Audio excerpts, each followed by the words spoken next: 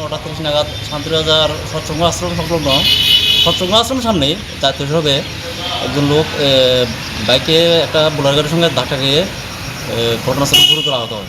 ওনাকে আমরা উদ্ধার করে শান্তিবাজার জেলা হাসপাতালে নিয়ে যাই। ওনার নাম সুমন নন্দী।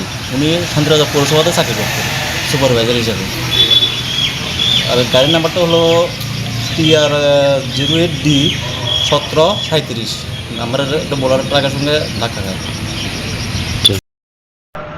শান্তিবাজার সৎসঙ্গ আশ্রম সামনে এখানে একটা বাইক অ্যাক্সিডেন্ট হয়। একটা বোলারো ট্রাকের সঙ্গে ধাক্কা খেয়ে একজন বাইক আরোহী খুব গুরুতর আহত।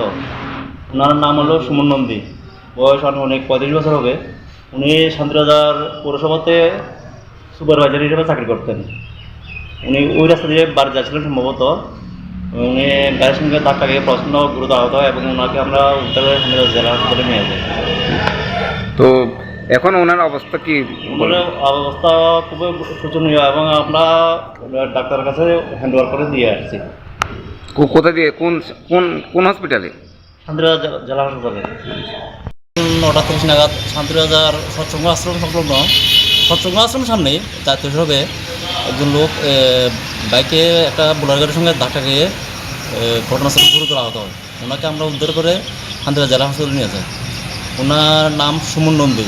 উনি শান্তিবাজার পৌরসভাতে চাকরি করতেন সুপারভাইজার হিসেবে। আর গাড়ির নাম্বারটা হলো TR 08D 1737 নাম্বারের একটা বোলার ট্রাকের সঙ্গে ধাক্কা খায়। শান্তিবাজার সৎসঙ্গ আশ্রম সামনে এখানে একটা বাইক অ্যাক্সিডেন্ট হয়। একটা বোলারো ট্রাকের সঙ্গে ধাক্কা খেয়ে একজন বাইক আরোহী খুব গুরুতর আহত। ওনার নাম হলো সুমন নন্দী। বয়স অনেক 35 বছর হবে।